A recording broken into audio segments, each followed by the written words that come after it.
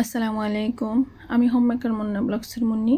আজও হাজির হয়ে গেলাম নতুন আরেকটা ভিডিও নিয়ে। আশা করছি কাছে দূরের দেশ বিদেশ যেখান থেকে আমার এই ভিডিও দেখছেন বা দেখবেন সবাই ভালো আছেন। আমরাও আলহামদুলিল্লাহ ভালো আছি।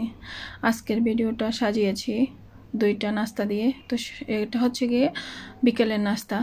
তো 2 দিনের বিকেলের নাস্তা করেছিলাম যা তা দিয়ে ভিডিওটা সাজিয়েছি। আশা করছি আপনাদের কাছে ভালো লাগতে পারে। যদি ভালো লেগে যায় ভিডিওর কোনো অংশ তবে একটা লাইক দিতে ভুল করবেন না। যারা আজকে আমার ভিডিওটা নতুন দেখছেন বা আমার চ্যানেলে নতুন আসছেন, যদি ভালো লেগে যায় তবে সাবস্ক্রাইব করে রাখতে পারেন। আর আমিও ইনশাল্লাহ আপনাদের পরিবারে সময় সুযোগ মতো এবং নিয়মিত মতো চলে যাব। তো দেখতে পেলেন আমি দুইটা পরোটার শেপ দেওয়া দুইটা মানে অংশ নিয়ে নিলাম। তো আগের ভিডিওতে দেখিয়েছিলাম পরোটা বানিয়েছিলাম, তো সেখান থেকে বাড়তি দুইটা পরোটা থেকে গিয়েছিল, মানে এগুলো আর বেলা হয় নাই, আর বেললে হয়তো বা খাওয়া হয়ে যেত। তো ভাবলাম যে বিকেলের নাস্তায় কিছু একটা করে নেব, তার জন্য রেখে দিয়েছিলাম। তো সুন্দরভাবে সেট হয়ে গিয়েছে। আর ওই পরোটা মানে শেপে আমি কিন্তু আবার সেটা বেলে নিয়েছি। তো পাতলা একেবারে পাতলা করে বেলে নিচ্ছি। আর ওইদিকে বাটিতে আমি পেঁয়াজ, কাঁচামরিচ আর অরিগানো, বেসিল, লবণ দিয়ে আর গোলমরিচ পাউডার দিয়ে ডিম মেখে রেখে দিয়েছি। তো সেটা দিয়ে হবে আমাদের বিকেলের নাস্তাটা। তো এভাবেই করে নিতে পারেন, একদম সহজ উপায়ে ঝটপট, আর খেতেও কিন্তু দারুণ হয়। তো আমিও তাই করে নিয়েছি। তো আসলে মন মানসিকতা তেমন একটা ভালো নেই, তো সেটা তো আমরা বড়রা বুঝি, ছোট বাচ্চারা কিন্তু কখনোই সেটা বুঝে না। আর সারাক্ষণ ঘরে থাকতে থাকতে বোরিংও হয়ে যাচ্ছে ওরা, আর কতক্ষণ পর পরই কিছু খেতে চায় বা কিছু নতুন কিছু খেতে চায়। খাক আর না খাক সেটার বায়না তো অবশ্যই থাকে। তা আমিও ভাবলাম ঝটপট কিছু করে নেই। আর এখন তো যে দেশের যে অবস্থা বুঝে শুনে চলাফেরা করতে হয়। তো আমি দেখেন দুইটা পরোটা বানাবো, মানে ডিম পরোটা বা মোগলাই যেটাই বলেন বানাবো, আমি মাত্র একটা ডিম নিয়ে নিয়েছি। কত সঞ্চয় করতেছি। আসলে বুঝে শুনেই মাঝে মাঝে চলাফেরা করতে হয়। এখানে ইচ্ছে করলে 2টা ডিম দিতে পারতাম, কিন্তু মানে অংশটুকু থেকে যেত হয়তো বা 2টা ডিমের পুরোটা আমার এই 2টা মোগলাই লাগতো না, যেহেতু অল্প একটু ডো। তো তার জন্যই আমি একটা ডিম নিয়ে নিয়েছিলাম। আর পেঁয়াজের পরিমাণটা একটু, কাঁচামরিচের পরিমাণটা একটু বেশি নিয়ে নিয়েছি। তো আপনারা চাইলে এভাবেও করে নিতে পারেন বিকেলের নাস্তায়। তো আমাদের কিন্তু 4 জনের জন্য 2টা পরোটা। আর আমার ছেলের শরীরটা ভালো না, কি হয়েছে কি হচ্ছে না আমি আগামী ভিডিওতে অবশ্যই আপনাদের সাথে শেয়ার করব। তো এই ভিডিওতে আর বলছি না। তো দোয়া করবেন আমার ছেলেটার জন্য। তো সে কিন্তু খায় নাই, আমি মেয়ের বাবা খেয়েছিলাম। তো আসলে বাজে ফ্যামিলিতে কারো যদি শরীর খারাপ থাকে বা কেউ ভালো না থাকে, তাহলে আসলে খেতে কিন্তু ঘরের বড়দেরও ভালো লাগে না। তো কিছু করার নাই, পরিস্থিতি যাই হোক না কেন জীবন কিন্তু জীবনের মতোই চলতে থাকে। জীবন চলে জীবনের প্রয়োজনে, আর সেটাই চলে যাচ্ছে। দেশের এই অবস্থা, তারপর হচ্ছে গিয়ে সাংসারিক অবস্থা, অর্থনৈতিক অবস্থা, সব কিছু দিয়ে আমরা সবাই কিন্তু জর্জরিত।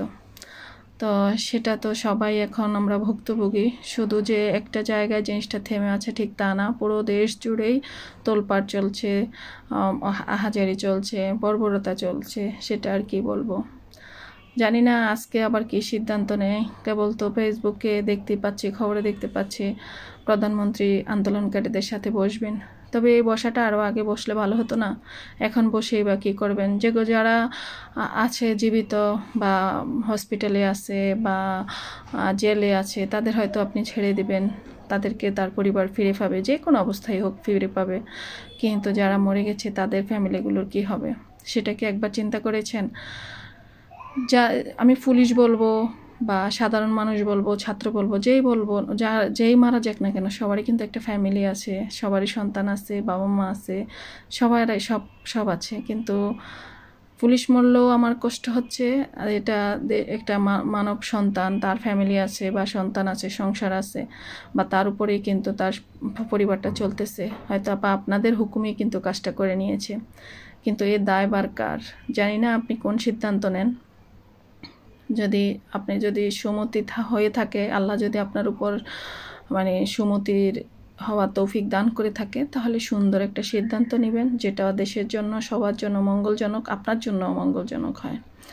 তো কথা বলতে বলতে দেখেন আমার পরোটা কিন্তু, ডিম পরোটা বা মোগলাই কিন্তু বানানো হয়ে গিয়েছে। কেমন সুন্দর ফুলকো ফুলকো হয়েছে। আর ডোটা সকালবেলা হওয়াতে খেতে অনেক মজা হয়েছিল, ক্রিস্পি হয়েছিল, আরও খেতে ইচ্ছে করতেছিল। কিন্তু এমনিতেই অল্প ছিল, তো সেটা দিয়ে হয়ে গেল এই আর কি।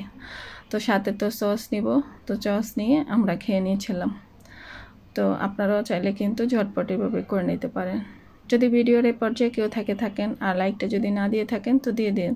আর আমার অনেক আপুরাই আছে লাইকটা দিয়ে দেখা শুরু করে, সে তাদের প্রতি আমার বিশ্বাস এবং ভালোবাসা দুটোই আছে, তাদের কথা নাই বা বলি। আর এই যে দেখেন বাইরে তো অঝরে বৃষ্টি হচ্ছে, আর এই বৃষ্টির দিনে এই ধরনের নাস্তাগুলো কার না খেতে ভালো লাগে বলেন।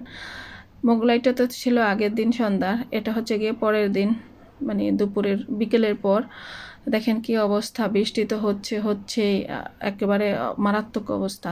আর পুকুরের পানির অবস্থা দেখেন, আমি এখানে পৌরসভা থেকে নাকি ড্রেনের লাইনটা এই পুকুরের মধ্যে দিয়ে দিয়েছে। এই ময়লা পানিগুলো পুকুরের পানির সাথে মিলেমিশে দেখেন কি ধরনের কচুরি পানা হয়ে গিয়েছে।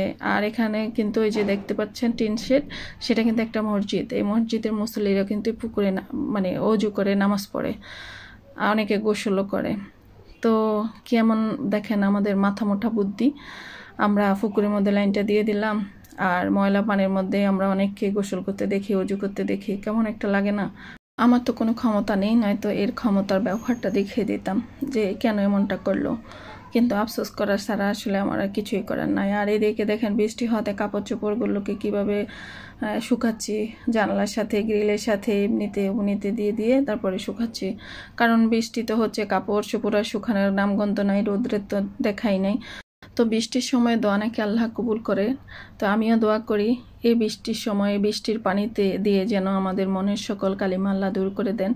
আমরা একে অপরের প্রতি যেন সহনশীল হই, কারো প্রতি কারো যেন বিদ্বেষ না থাকে, বর্বরতা না থাকে। আর এই বৃষ্টির পানিতে যেন আমাদের সব মনের অন্ধকারগুলো মানে ধুয়ে মিশে চলে যায়। আর এদিকে দেখেন গাছগুলো, আমার বারান্দার গাছগুলো খুবই কম, কিন্তু আগে একেবারে মরমরা অবস্থা হয়ে গিয়েছিল, ঈদের সময় বাসায় ছিলাম না তখন। এখন বৃষ্টির পানি পেয়ে আর মাঝে মাঝে আমিও যখন রৌদ্র হতো পানি দিতাম, দেওয়ার পরে গাছগুলো একটু সুন্দর হয়ে গিয়েছে। তারপরে চলে আসলাম সন্ধ্যায় রান্নাঘরে। আবারও সেই রান্নাঘরটা তো হচ্ছে নারীদের কর্মস্থল, ভালোবাসার জায়গা। এখান থেকেই ভালোবাসার প্রতিদান হিসেবে খুব মজার খাবার মানে সাপ্লাই দেওয়া হয়। তো আগেই আমি রেডি করে রেখে দিয়েছিলাম, ছোলা বুটটা অবশ্য দুপুরে রান্না করে রেখে দিয়েছি, আর পেঁয়াজুর ডালটাও ব্লেন্ড করে পেঁয়াজ টেয়াজ কেটে সব রেডি করে রেখে দিয়েছিলাম, সবগুলো বানিয়ে ফ্রিজে রেখে দিয়েছিলাম। তো সেগুলোই এখন রেডি করে নিচ্ছি। আর মুড়ি ছিল কন্টেনারে, অনেক দিন হচ্ছে খাওয়া হচ্ছিল না, আর মুড়িগুলো কেমন যেন নেতিয়ে গিয়েছে, তার জন্য ওভেনে দিয়ে দিলাম। ওভেনে 30 সেকেন্ড রাখবো, তারপরে গরম হয়ে যাবে, তখন কিন্তু দেখা যাবে যে কেমন একটা বাষ্প ভাব হয়ে গিয়েছে। চিন্তার কোনো কারণ নেই, ঠান্ডা হয়ে গেলেই বা নর্মাল তাপমাত্রায় চলে আসলে মুড়িগুলো একদম মুচমুচে হয়ে যাবে। তো আমি 30 সেকেন্ড মাত্র দিলাম, দেখতেই পেলেন। তারপরে কিন্তু আমি টেবিলের উপর রেখে দিয়েছিলাম। আর এই যে এখন কিন্তু আমার হাতে একেবারে ভিজা কেমন যেন লাগতেছিল, এটা ব্যাপার না, একটু পরেই কিন্তু মুড়িগুলো ঠিক হয়ে যাবে। আর এদিকে পেঁয়াজও তো ভাজা হচ্ছিলই, মুড়িটাও রেডি করে নিলাম। আর ছোলা বুটটা তো আগেই রান্না করা ছিল। তারপরে পেঁয়াজগুলো ভাজা হয়ে গেলে আমি আলুর চপগুলো ডিমের মধ্যে চুবিয়ে ভেজে নেব। আর আলুর চপটা যদি ডিমের মধ্যে ডুবিয়ে ভেজে মুড়ির সাথে মেখে খাওয়া হয়, সেটা খেতে কিন্তু দারুণ হয়। তো আমি কিন্তু সবসময় এইভাবেই খাই, যখন মুড়ির সাথে মেখে খাই। আর যখন খালি খাই তখন কিন্তু বেসন মধ্যে ডুবিয়ে সেটা ভেজে নিই। তো এই তো আমার পেঁয়াজু ভাজা শেষ, সাথে আমি সবগুলো ভেজে নেব। আর ছোলা বুট তো আগেই রান্না করে রেখে দিয়েছিলাম।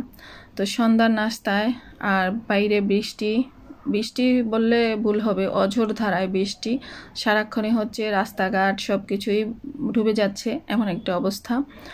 আর ওইদিকে ঘরে কাপড় চোপড়ের গন্ধ, কি আর বলবো। তারপরও মানে খাবারটা পরিপাটি করে নিলাম, কিছু করার নেই, পরিস্থিতি বা পরিবেশ যখন যেভাবে চালায় সেভাবে চলতে হবে। তো আমার ছেলে ছোলা বুটটুট খাবে না, সে বলতেছে খালি একটু পেঁয়াজু আর আলু চপ খাবে। আমি তো ভাবছিলাম সেটাও খাবে না, তারপরে দেখলাম যে বললো যে আমাকে দুইটা করে দিয়ে দাও। তারপরে ওকে দিলাম, ও সেটাই খেয়ে নিয়েছে। আর আমাদের সাথে আর মুড়ি মাখা খেলো না, সে টিভি দেখবে আর হয়তোবা এইসব খেয়ে নেবে। তো আসলে পোলাপানের যদি শরীর খারাপ থাকে একদমই ভালো লাগে না। মেয়েটারও শরীর কতদিন যাবৎ খারাপ ছিল, এখন আবার ছেলেটারও একদম মন মানসিকতা আসলে ভালো লাগতেছিল না। এমনিতেই ঘরবন্দি জীবন, কোথাও যেতে পারতেছে না, মনের মতো করে একটু হাসতেও মনে হয় যেন ইচ্ছে করতেছে না, খাবার খেতে ইচ্ছে করতেছে না, কোনো কিছুর মধ্যে যেন মানে ভালো লাগতেছিল না। তারপরে ওই যে বললাম, করে যাচ্ছি, খেয়ে যাচ্ছি, সব কিছুই করছি। পরিস্থিতি যাই হোক না কেন, বা এই পরিস্থিতিতেও আমরা খাচ্ছি দাচ্ছি সব কিছু করছি, জীবন চলছে জীবনের প্রয়োজনে। তো অনেক ভারী ভারী কথা বলে ফেলেছি, আসলে অগোছালোও কথা বলে ফেলেছি। ভুল ত্রুটি হলে অবশ্যই ক্ষমা সুন্দর দৃষ্টিতে দেখবেন।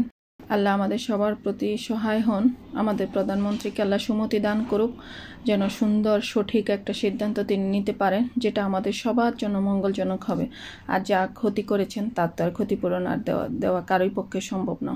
সবাই ভালো থাকবেন। আল্লাহ হাফিজ। আসসালামু আলাইকুম।